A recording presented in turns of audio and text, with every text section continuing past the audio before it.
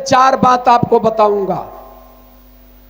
इस देश में चार युग बना, किसने बनाया कोई पता नहीं। फिर इस देश में चार धाम बने, किसने बनाया कोई पता नहीं। फिर इस देश में चार वेद लिखे गए, समाज में किनके घर में है किसी के नहीं। चार वेद कौन कौन है? ऋग्वेद, सामवेद, अथर्ववेद, आयुर्वेद। चारों युग के बारे में तो जानत हुआ लोगों, सतयुग, कलयुग, त्रेता, द्वापर।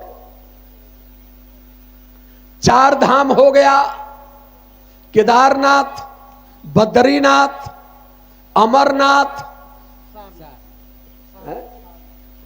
सारनाथ। फिर चार वर्ण बनाया गया। दिमाग कहीं से काम कर रहा है। और आज तक समाज अरे कलयुग चलत है भैया, बोला मत केहू से। आज तक आप समझ पाए कि इस चारों युग का मतलब क्या है? कलयुग को क्यों कहते हैं कि घोर कलयुग चढ़ गया? कलयुग का मतलब कलम का युग। इसके पहले जो तीन युग थे, हमें पढ़ने का अधिकार नहीं था, हमें शिक्षा का अधिकार नहीं था, संपत्ति रखने का अधिकार नहीं था, हमें सेवादार बनाकर रखा गया था। केवल हम गुलामी करने के लिए पैदा हुए थे। लेकिन जो कलयुग आया तो कलयुग में हम पढ़ने लगे, हम डॉक्टर इंजीनियर बनने लगे, MP MLA बनने लगे। और इसमें सबसे बड़ी भूमिका विश्व रत्न बोधिसत्व बाबा साहब अम्बेडकर की रही। और उनके नाम से लोग डर रहे हैं। ना ना ना ना, उनका नाम मत लिया। क्योंकि आज के पहले 1950 के पहले इस देश में पटेल समाज का हो, यादव समाज हो, मौर्य समाज हो, माझी समाज हो, चाहे राजभर समाज हो, कोई प्रधान बनने की हैसियत में नहीं था। जब बाबा साहब अम्बेडकर ने संविधान दिया तो प्रधान, प्रमुख, IAS PCS, doctor, engineer, MP MLA, मुख्यमंत्री सब बनने लगे। लेकिन बाबा साहब के नाम से इतनी बड़ी डर हो गई, इतनी डर है कि हाँ नाव मत लिया, नाव ले तो वोटवा बिगड़ जी, वोट तो मिलता है कहाँ? अरे वोट तो के मिला तो तू प्रधानमंत्री ना बनोता भैया। तो चलल जा, चार लाइन बिरहा में भूमिका हो।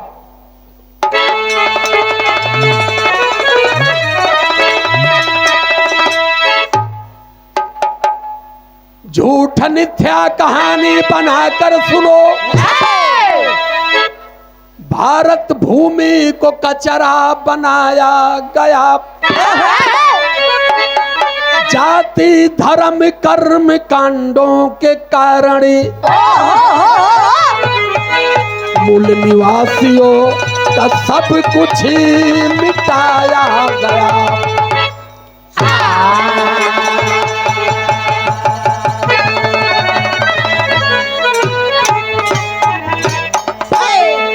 वेद, गीता, रामायण की रचना हुई कब? 2000 साल के पहले। 2000 साल हो गए इस देश में ग्रंथ बने। 2000 साल का ग्रंथ बनल, 8 लाख साल पहले का कहानी लिख ले। ये बतावत है कि विकलांग हमें हमारे दिमाग को कैसे बनाया गया। वेद, गीता, रामायण की रचना हुई, असुल मूल निवासी है मेरे कहाए। कहे सूरज भान जागो भारत के बहुजन, आर्य छलिया विदेशी मूर्ख है बनाए।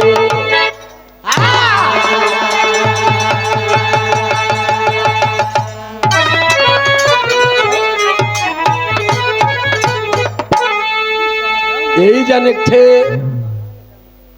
कव्वाली के टुकड़ा का हो। अरे उठो, एक करबला की 72वीं जंग जब चली थी तो इमाम हुसैन का संदेश आया।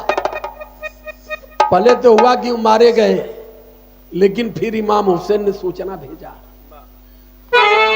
अरे उठो मुसलमान नमाज पढ़ लो अभी मेरा सर कटा नहीं। उठो मुसलमान नमाज पढ़ लो अभी मेरा सर कटा नहीं। उठो मुसलमान नमाज पढ़ लो अभी मेरा सर कटा नहीं है।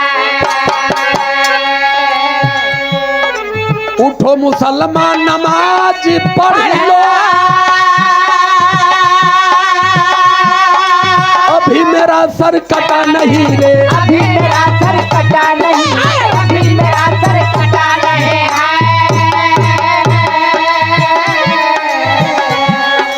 हुसैन ने जो दिया शहादत ऐसी कोई किया नहीं। अरे हुसैन ने जो दिया शहादत ऐसा कोई किया नहीं। हुसैन ने जो दिया शहादत ऐसा कोई किया नहीं है। इस समाज को सतर्क करने के लिए पंजाब के रोपड़ से एक जवान चला, मान्यवर कांसी राम साहब। 74 में उन्होंने DS4 बनाया, 77 में उन्होंने बाम सेब की रचना किया और 84 में बहुजन समाज पार्टी बना। अब बहुजन समाज पार्टी किसी एक जात के लिए नहीं बनी। बहुजन का मतलब भारत के बहुसंख्यक लोगों को बहुजन कहा गया। तो कांसी राम साहब कहते थे, बुझ दिल बन कर जियो नया रो समर जंग में। बुझ दिल बन कर जियो नया रो समर जंग में। बुझ दिल बन कर जियो नया रो समर जंग में। बुझ दिल बन कर जियो नया रो समर जंग में कूद पड़ो।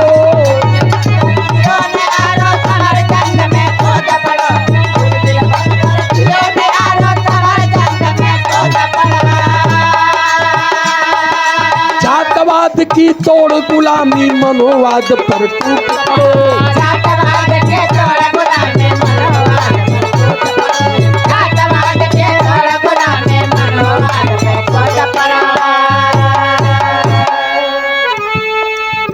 जातवाद की तोड़ गुलामी मनोवाद पर टूट पड़ो। मनोवाद क्या है? एक व्यवस्था। उस व्यवस्था को खत्म करने के लिए मान्यवर कांसी राम साहब ने कहा था,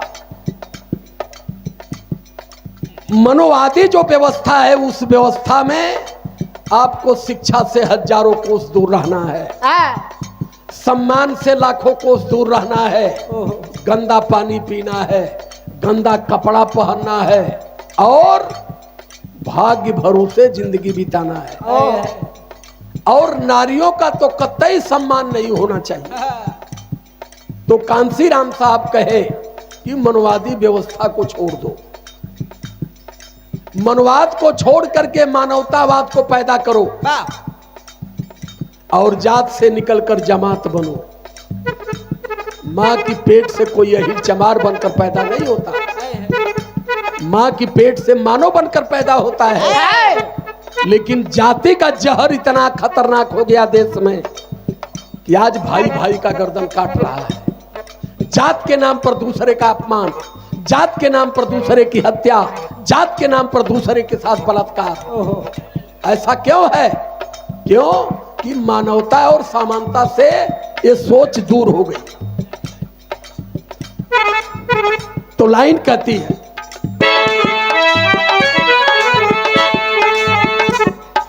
जातवाद की तोड़ गुलामी मनोवाद पर टूटी पड़ो। जातवाद के तोड़ गुलामी मनोवाद जातवाद के तोड़ गुलामी मनोवाद पर टूट पड़ो। कभी सोने की चिड़िया भारत ये कहता है, खिताब विश्व गुरु वाला इसे भाता है।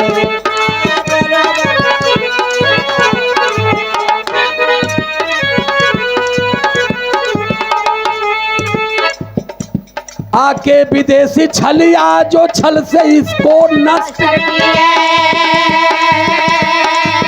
बनाकर बण चार जातियों में भ्रष्ट किए।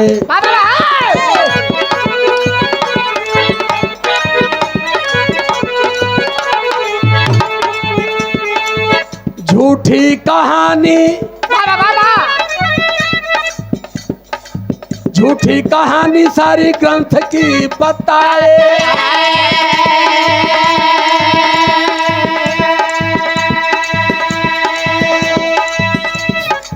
शूद्र को नीच या धम वो दिखाए।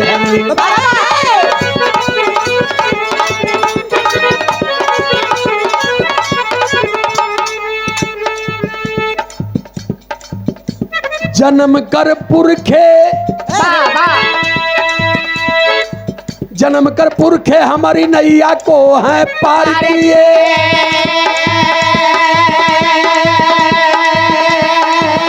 बुद्ध साहू फूल पे रही है पेरी यार किए। बाबा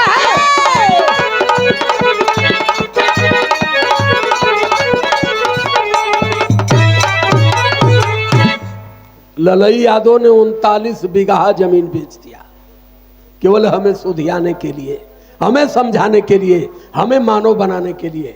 लेकिन हम मानव बनने के लिए तैयार नहीं थे। गोजरों की तरह जातियों में ही हम आज तक घूम रहे हैं। अब यही से ही बिरहा एक कहानी का रूप धारण करत हो। चला अरे एक गांव में यादों का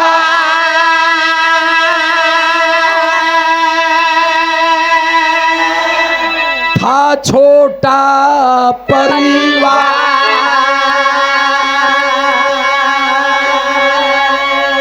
70 साल की भगतिन बुढ़िया,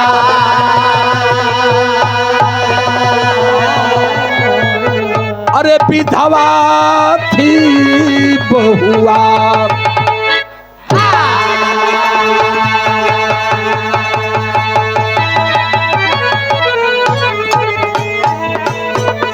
गंगा नहाने बहुअर आई,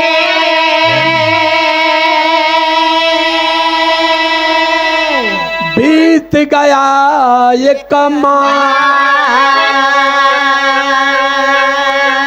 पेट में बच्चा पलता सुनकर,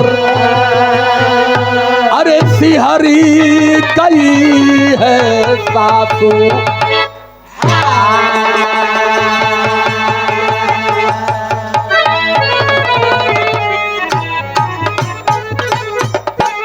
एक बड़ा छोटा परिवार था, यादव का परिवार था। यादव जी मर गए, एक लड़का रहल, बियाह भयल, पढ़ल लिखल दुल्हन आई। शादी के 6 महीने उपरांत एक्सीडेंट में वो लड़का भी मर गया।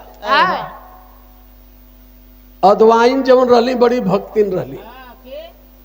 अदवाइन गईली पूछली पंडित जी से कि बाबा बतावा कि आखिर कवन करम हम इतना गलत कैली। हम तो बुढ़ौती में विधवा भैली, पतोय हमार जवानिया में विधवा हो गई, लेठे बाल बच्चा नहीं हमें। पंडित जी अपना पतरा निकाले, खोले, बताए कुछ जन्म का ऐसा पाप है जिसका भोग दंड इस जन्म में भोगना पड़ रहा है। कल तो करी खातिर का करे के का करे के हो। आई 144 साल बाद कुंभ लगत। 144 साल बाद? हाँ, अब भेजदा जाके वही कुंभ में डुबुकिया मार ले, सारा पाप धोआ जाएगा। चुप रह मर्दे, बुढ़िया कौ साल करल जो कहानी है वेद कौ बतावत है। इस बार कुंभ 144 साल बाद लगा था। राला बम्बई भुला गिला, कहीं ट्रेन में सकसना मुसल्लम। उस समय कार्यक्रम चल रहा था हमारा रैदास पूजा का।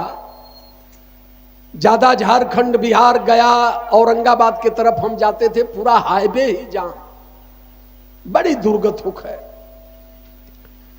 अब पूरा गांव का गांव चल दिया पाप धोने के लिए। अब वही में वो दुल्हन भी गई, चूंकि पढ़ी लिखी लड़की थी। गईल अपन नहा धो के आईल। 1 महीना बीतल, कहल ए अम्मा, पता न काहे मोर मन खटाई खाए के करत हो। कहल और कहल छोटकी डिंडा वाली सीधरी भी खाए का मन करत हो। कहल और हाँ, मोर मोर खपड़ा खाए के करत हो। तब तो बुढ़िया के टंगरी हिलल। कहल की लगत है नहाए गईल और वही जाए के काम बिगड़वा देहलस। बुढ़िया पूछत है, थोड़ा बड़ा दे बेटा।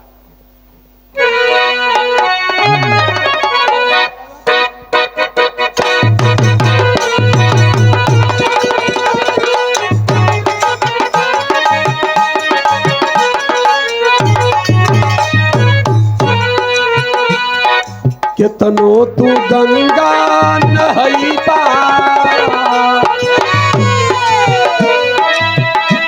अरे केतनो तू गंगा नहैबा हो पत्थर तिरिया ना पैबा।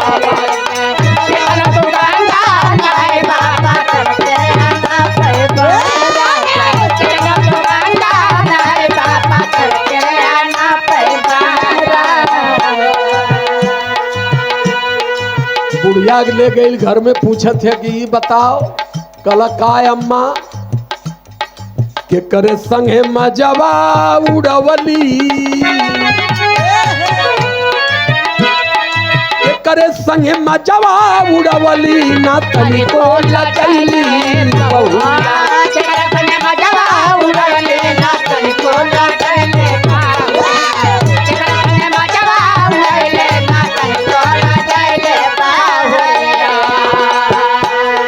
एक साल पहले मोर मुँह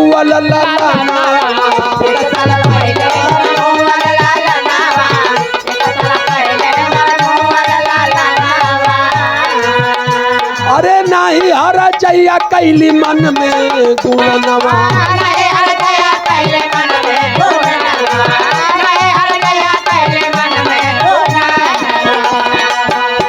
अरे चुपके से पेटावा फूलवली। इतना दिन पहले मर गल हमार लड़का, ये बताओ केकरे साथे काम कैले है? कल कैसन काम अम्मा? कल रे जवन बतावत थी तोरे पेटवा में हमल है हमल। कल अम्मा अभी तो मुझे मालूम ना हो। फिर बुढ़िया कहत है बदल गई।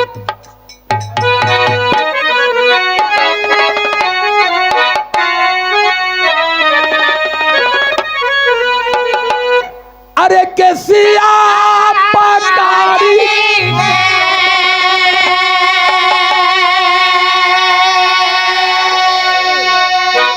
लतियावा बूढ़िया हो पूरी, पूरे गौवा के लोगन के बतावे बूढ़िया हो पूरी, गौवा के लोगन के बतावे बूढ़िया हो पूरे, गौवा के लोगन के बतावे बूढ़िया हो पूरे, गौवा के लोगन के।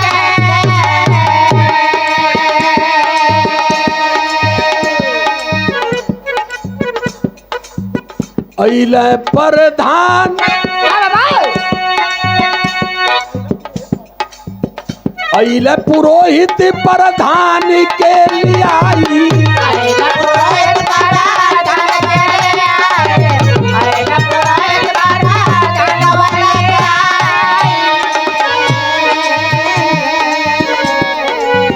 प्रमुख जी अइले सरपंच के बोलाई,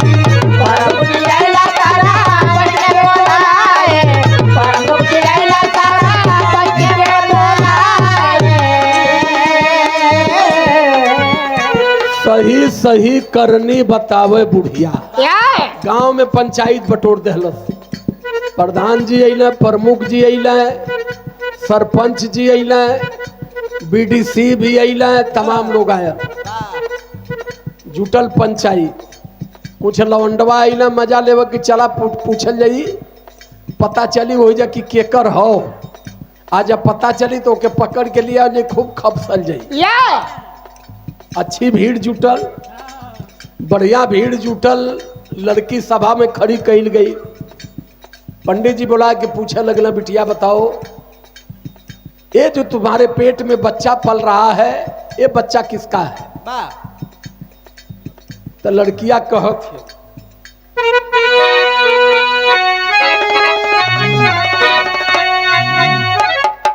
अरे बोलल बाप तो हिया नहीं कैले पियले होती कावने करनवा फूल पावन करनवा फूल सोना हमरो पेट होती पावन करनवा फूल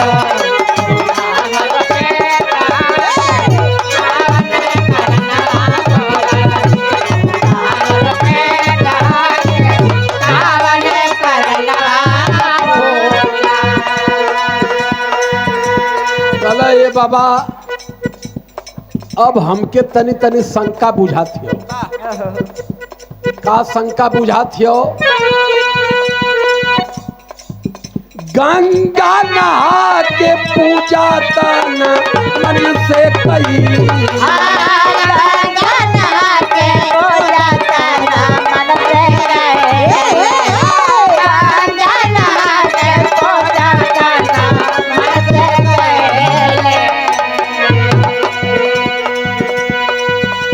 अब हमरे बात थोड़ी थोड़ी समझ में आवत है कि कहाँ गड़बड़ भयल।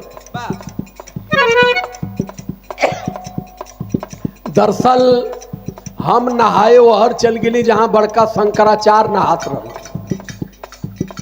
अब यार शंकराचार्य नहात हुआ और हम नहात हई तो पूजा पाठ कैली नहैली। हाँ पनिया है हर जात रहे बतावत हो 5 अजूरी पानी अपने मुँह में धरी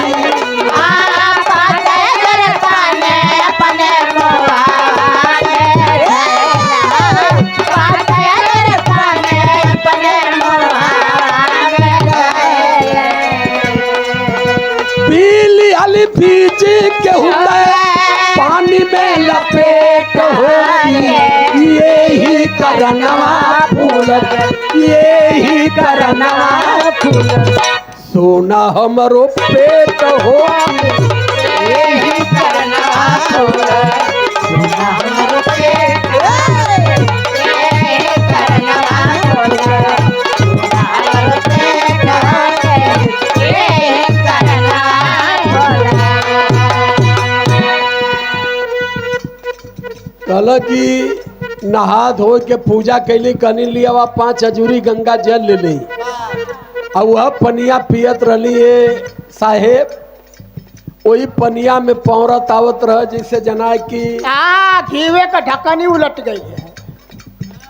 हमारे समझ में आयल कि कोनो घी का दिया हुआ बरले रही दिया उलट गई घी बहल आवत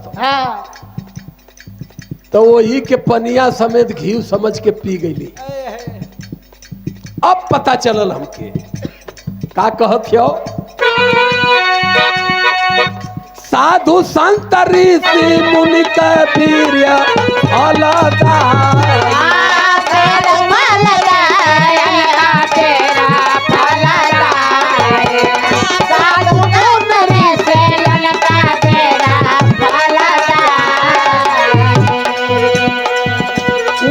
बढ़त पेट वही में साफ हम बताएं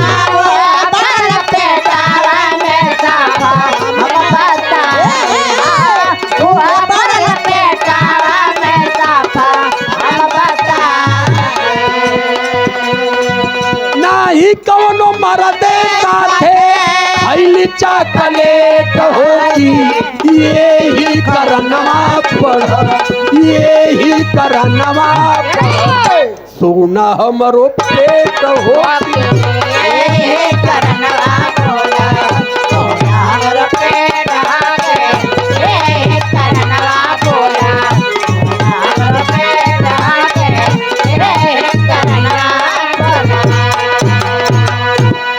कल कुछ हड़र बड़र ना कैली है साहेब वह पियले ही हमके वह गड़बड़ लगत हो तो बिगड़ गए प्रधान और पंडित बिगड़ गए प्रधान और पंडित मूर्ख हमें बनाती हो ऐसा कभी ना हो सकता तुम झूठी बात बताती हो नहीं ठीक है तान के छोड़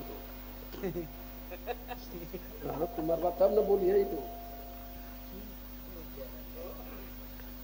कल जौन बात है बताए देले प्रधान जी बिगड़ गए कल की बताओ यहां जितनी लोग बैठे सबको मूर्ख समझ रही हो? मुंह से पीने से, मुंह से खाने से, खाने वाली चीज अमाशय में जाती है, मलाशय से बाहर हो जाती है, लेकिन मुंह से खाने वाली चीज गर्भाशय में कैसे जाएगी? कल कहाँ जाई? जाई बाबा, कल कैसे जाई? कल सुना हम बताओ थे।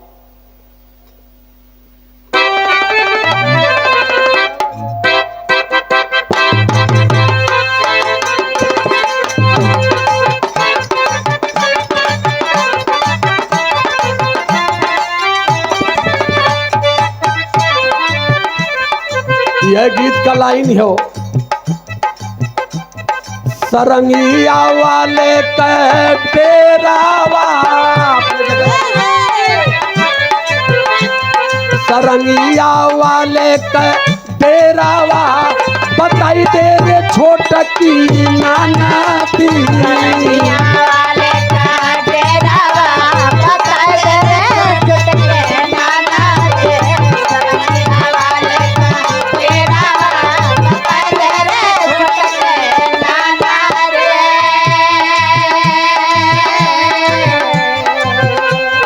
आज वो लड़की कहते हो कि ये बाबा सुना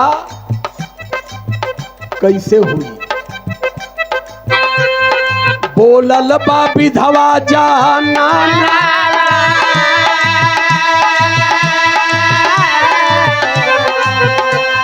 कहानवा माना ये पंडित जी।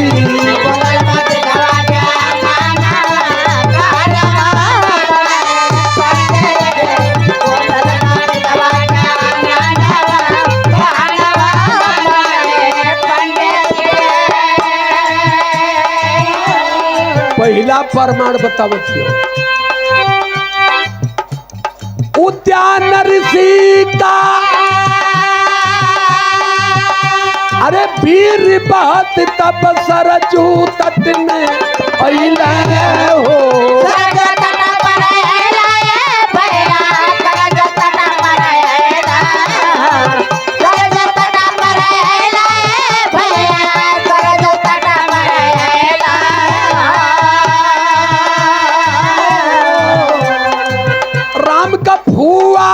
चंद्रकला जी ओही के पी कैली हो।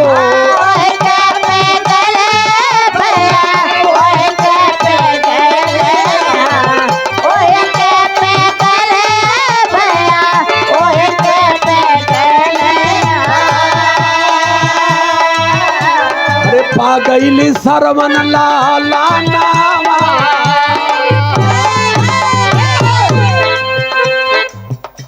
आपके वेद में लिखल है, ग्रंथ में आपका ग्रंथ बतावाला। महाराजा दशरथ की बहन थी चंद्रकला, नदी पर स्नान करने गई, उद्यान ऋषि का वीर बहता हुआ आया, पी गई और गर्भवती हो गई। वहीं से श्रवण कुमार पैदा हुए।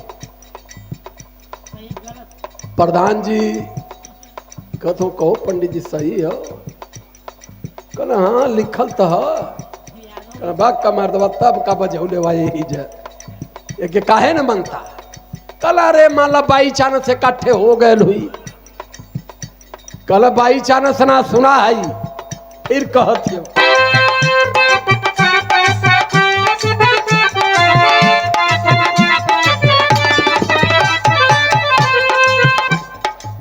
खीर खियाए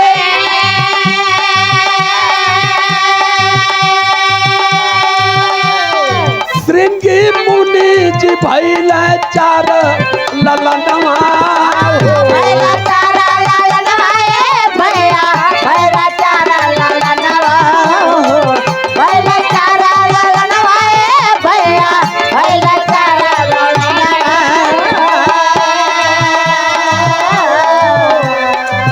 कैसे गर्भा के अंदर गईल झूठा लगत बखनवा हो।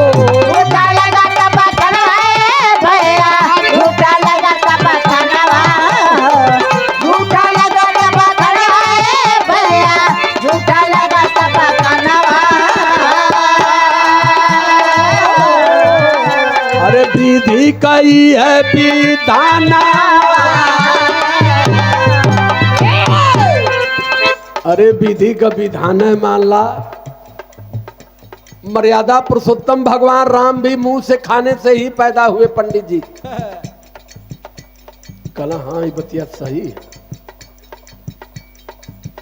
तो वो मुँहे से खैली तो वो पैदा भैले, चंद्रकला मुँहे से पियली तब श्रवण भैले, हम पियब त ना हुई। कल ना हम न मनबे के उ जुग अलग रहल, वो अलग जुग रहल। वो समय काने से, कीचड़ से, मैल से, मछरी से, गोबरे से, कुल से पैदा होकर। लेकिन ये समय हम न मानो। अच्छा और बताओ तेरी का भाव।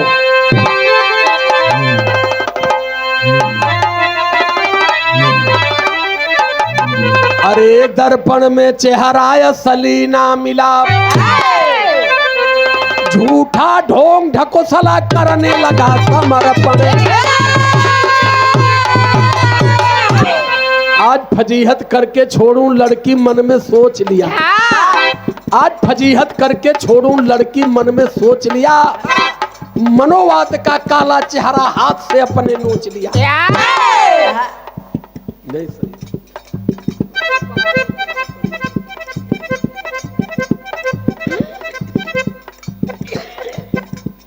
कला बाबा ना मन बात सुना, हम बता देते तुम माने कोई चाहे मत मनिया। का कहलस?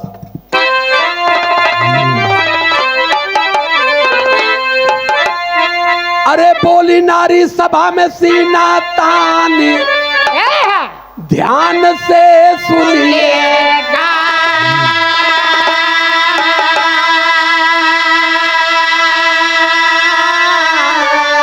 ओ ग्रंथों पीछे मिलता है प्रमाण, ध्यान से सुनिएगा।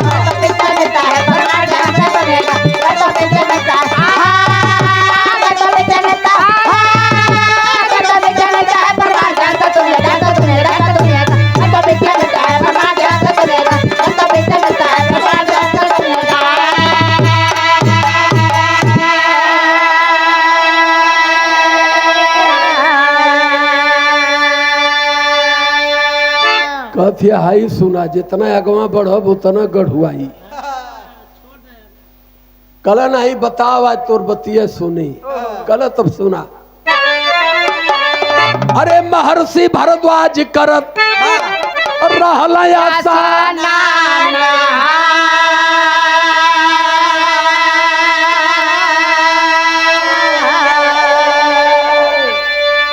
अरे पड़ल है उर्वशी के ऊपर, सुनिला उनका ध्यान।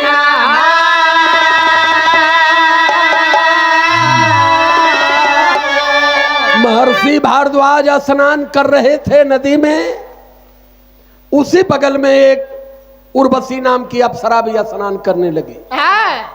आ एक दाई डुबुक्की मार के जब हे तेरे बरवा कैलस, अब बता देते कि महर्षि और भारद्वाज के जो ना हालत खराब है।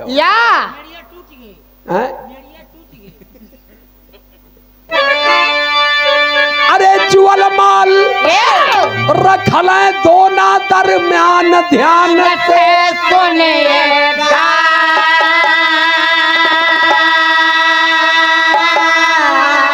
अब पैदा भइल है द्रोण मुनि गुणवान, ध्यान से सुनिएगा।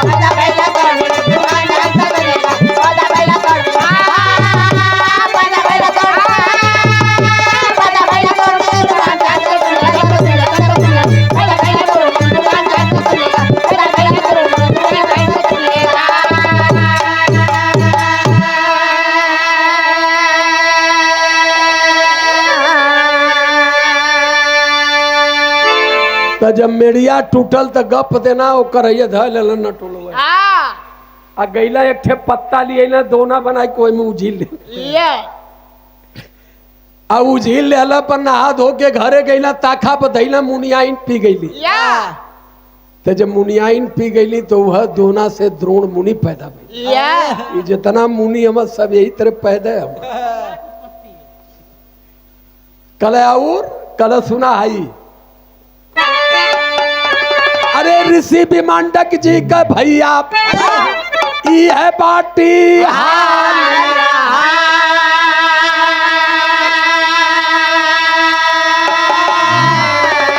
द्रौपदी के देखल तबले निकाली गयल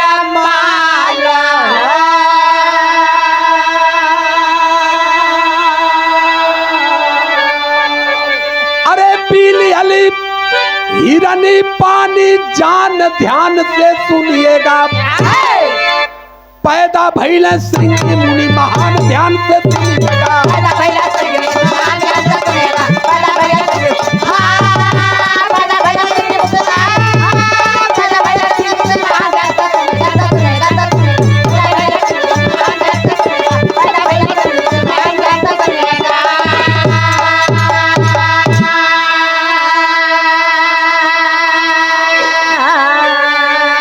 बहुत बहुत धन्यवाद करते हैं। बिटिया हमारी है, बड़ा दिन बाद मिली, आए थे बौद्ध महासम्मेलन में इलाहाबाद में, वही मिली थी।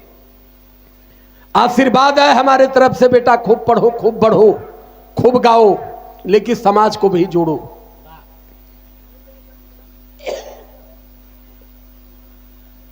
तब विमांडक मुनि भी नहात रहना,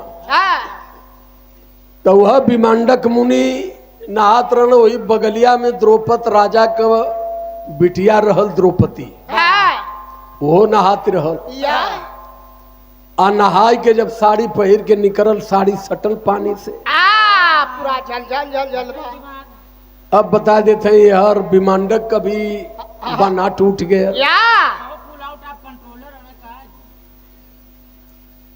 वो के दोना में रोप के ले जाए के बहरे धय दिलन। आज जब बहरे धैला है, आ जाए के नहाए लगला, अब तबले ठे हिरनी आए गई, बब पानी समझ के हिरनिया शुरू की गई, या पतो कापुर कापुर खा गई। ये देखत रहना। तो वही हिरनी की पेट से श्रृंगी मुनि पैदा हुए। अब सरपंच जी कहत मैं कहो गुरु सही हो, कल अभी कुल तो लिखल है ससु का कहीं। अब के लिखल है, कैसे लिखल है भाई, जो लिखल हो के अमान मानत है। अब बता देते कि गर्मी फेंके लगना, कहना बेना मंगवा, अब हमके जैसे हौल टाइप होती है, बेना आयल अपन हमके लगल, कुर्ता निकाल के दे देना, बंडी पे हो गई। कहलस सुना का कहलस,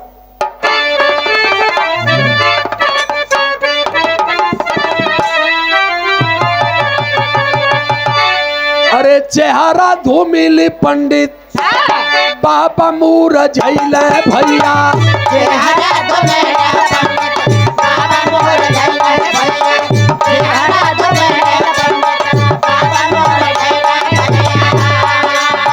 बोल नहीं पावत बाटे देखा पराधान,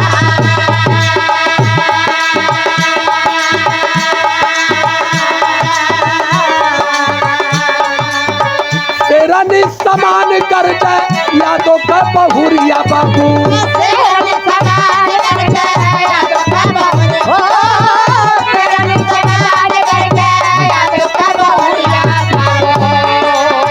इन बाप वाले बातें देखा हनुमान,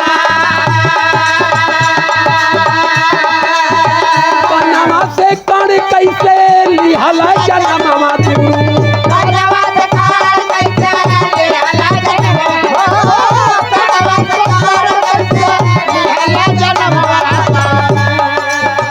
तो भाई कौरों के ही पहला सूचा,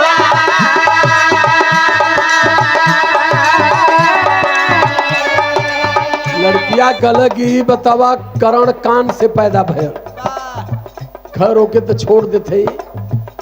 तुम्हारे ग्रंथ में लिखल है कि कौरव 100 भाई थे, गंधारी 100 बच्चों को जन्म दिया था। एक लड़की को गर्भ धारण करने की क्षमता 15 साल के बाद शुरू होती है, 50 साल जाते जाते बंद हो जाती है। समय कितना बचल? 35 साल। 35 साल में उस 100 लड़कन के कैसे पैदा कैले? कैले होई एकर जवाब कैसे करी बे? हाँ कैसे करी? जैसे सुअरिया करे गधा। सीधा मतलब है कि एक पाखंड और अपवाद है, ऐसा कुछ नहीं है। क्योंकि ललई यादव के मुकदमा में जो सन 76 में सुप्रीम कोर्ट ने स्टेटमेंट दिया, सुप्रीम कोर्ट ने 8 पन्ने का स्टेटमेंट है, उसमें साफ साफ लिखा हुआ है कि भारत के जितने भी धर्म ग्रंथ है सब कल्पना के आधार पर बनाए गए, कहीं कोई सच्चाई नहीं है। मैं नहीं कह रहा। और गीत जो है प्रमाणिक गीत है, जो मैं कह रहा हूं उसमें कौन कलम रखेगा, सब ग्रंथ की बात है। वह फर्क यही है कि हम दिल और दिमाग दोनों खोल के बोल रहे हैं। पढ़े वाले दिल दिमाग से अनहरा के पढ़े ना, खाली पढ़त जी मतलब का है कर उनके, इससे उनका कोनो संबंध है नहीं हो, पूछत हो।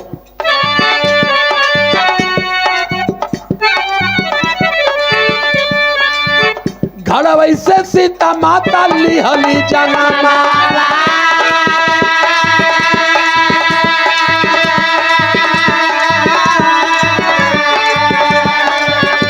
अरे कुंभक ऋषि गगरी से जन्म पूजा,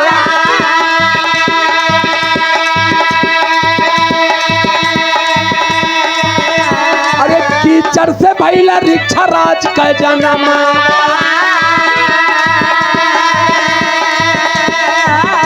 अरे बाली और सुग्रीव जे कर रहल है तूला,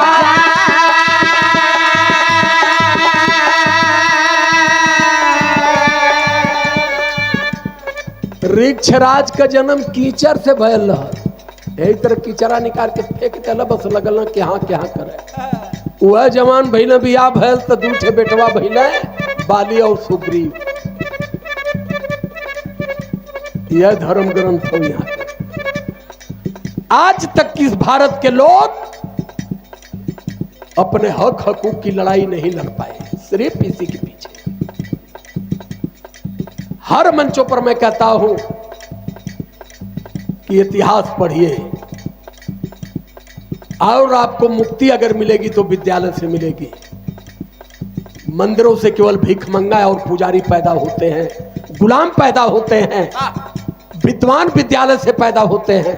इस बात को बाबा साहब अम्बेडकर कह के गए थे कि मंदिरों की भीड़ जिस दिन हमारे समाज के विद्यालय की तरफ चली गई, उस दिन ये समाज शासक बनेगा, अन्यथा इस धर्म ग्रंथ को पढ़ करके कभी समाज शासक नहीं बन सकता। फिर पूछत हो, अरे कुसबा उखाड़ मुनि कुस जन्म वाला,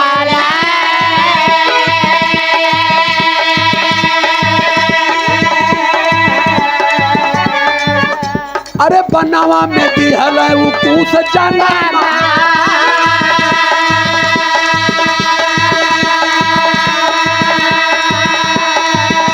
अरे अखिया से भोग कैल व्यास मुनि ज्ञानी, ऐसे करो पांडो का चलल खानदान।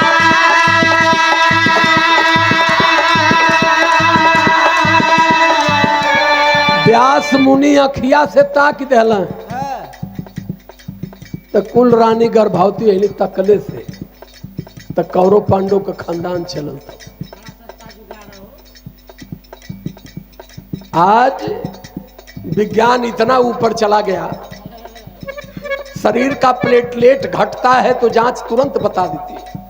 वो समय जब हैया तावन आवे तो गांव छोड़ छोड़ भाग जा सब। वो समय विज्ञान कितना तेज ना कि तकले से गर्भवती हो जाए। एक कोई आना सही बताई कि हुए के बस यारे भाई लिखल हो, इसी चीज को सम्यक संबुद्ध ने कहा था कि हर लिखी चीज सत्य नहीं होती। ये नहीं है कि जो लिख गया बस वही लेके ढो। दिमाग है, दिमाग पर तर्क करो कि जो लिखी हुई चीज है क्या ये सत्य है कि असत्य है।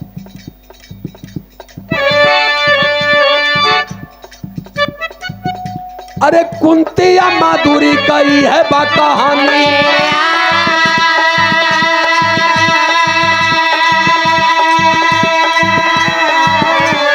बिना सहवास पौली बेटा कह दूल्हा,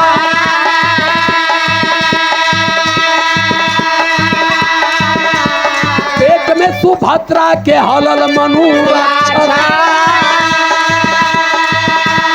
पैदा भइले बन के ऊ है अभिमन्यु कुमार।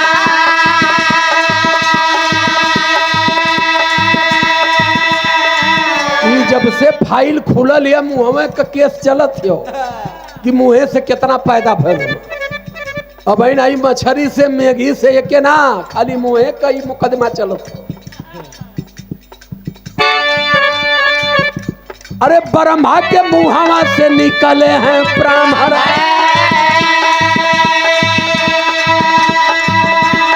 आए छत्री भैया आई भुजवई के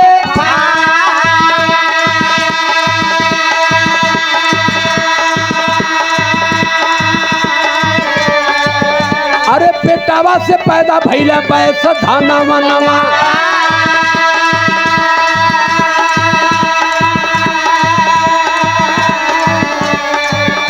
अरे बेटावा से पैदा भैला पैसा धाना वना अरे पैरावा से जन्म लिए सूत्रते ही बा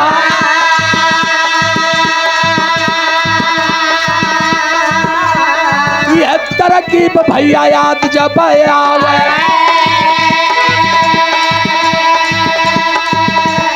कहाँ जय चर जनाला सारा का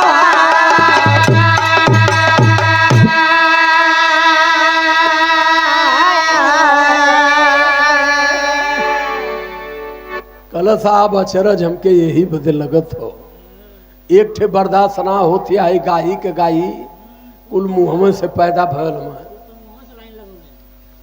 या तो उनके झूठ माना तब हम बताई आ नहीं ओके सही मनबा तो हमरो सही माना हम मुंह से पियले ही तो भयल। अब फंस गई ना गुरु समझ में आवे ना उनके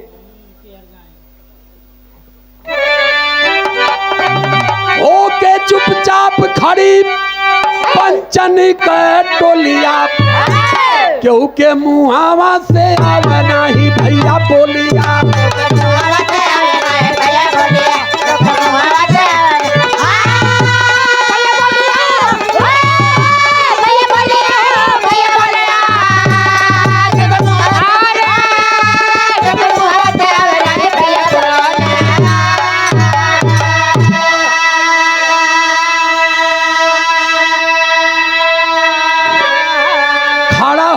पंडित जी कैला एलनवा सारा वेद झूठा बाड़ लिखल बीतनवा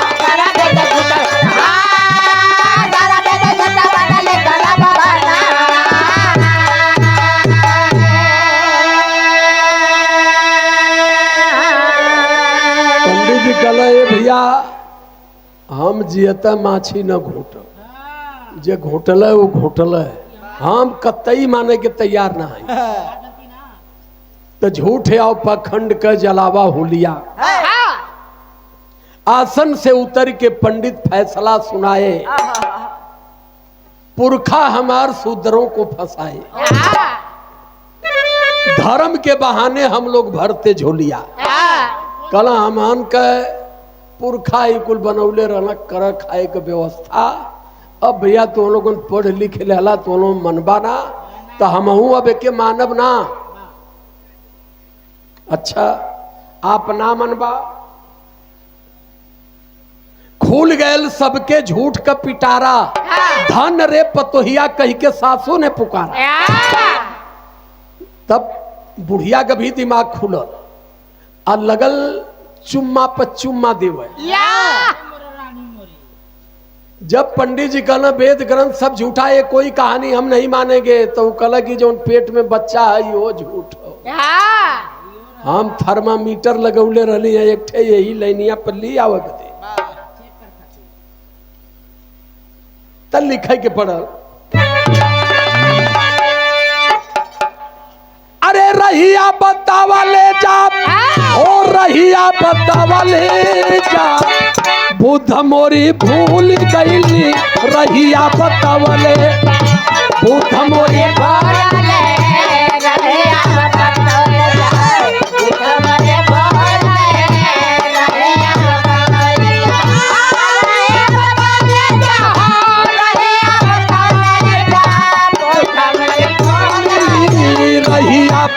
बतावले जा।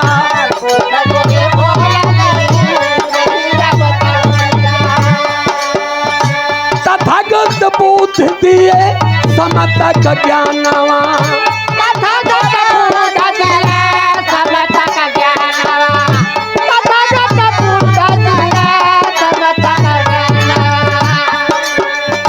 भारत के दिहल भीमा देखा संविधानवा।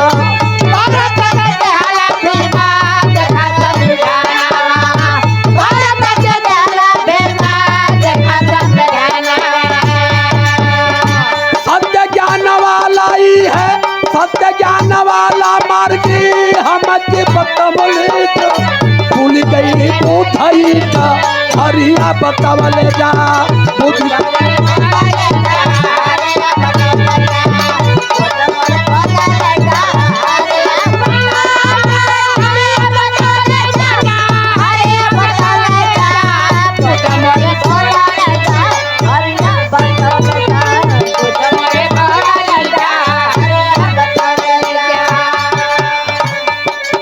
बुद्ध ने पूरी दुनिया को समता, समानता, बंधुत्व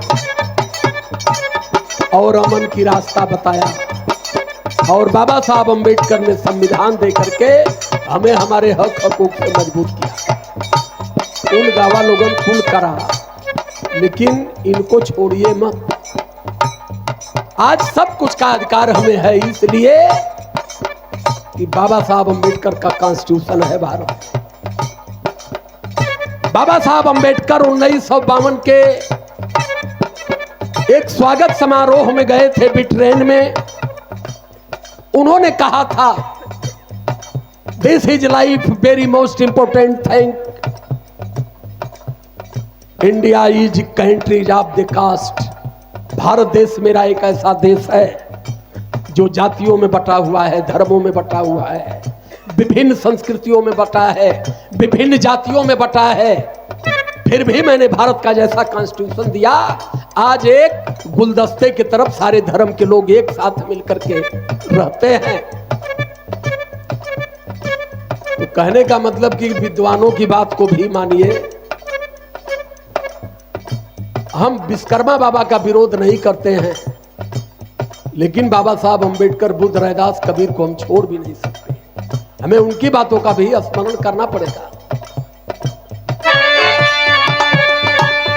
बुद्ध मोरी भूलली डहरिया बतावले जा।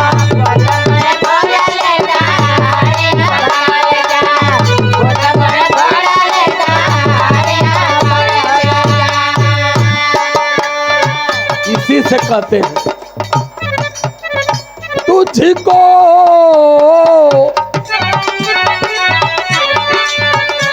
तुझको नमन है मेरा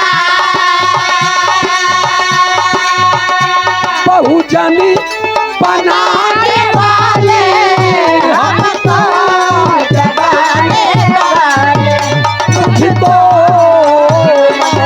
मेरा बहुजन बनाने वाले हमको जगाने वाले। बुद्ध साहू फूले ललई जय हो कांसी राम।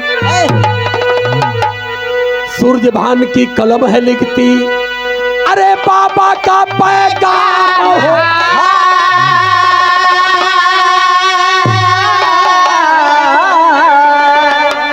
अरे दर्पण में चेहरा असली ना मिला, किया तो राजकुमार के आगे करें समर्पण। दर्पण में चेहरा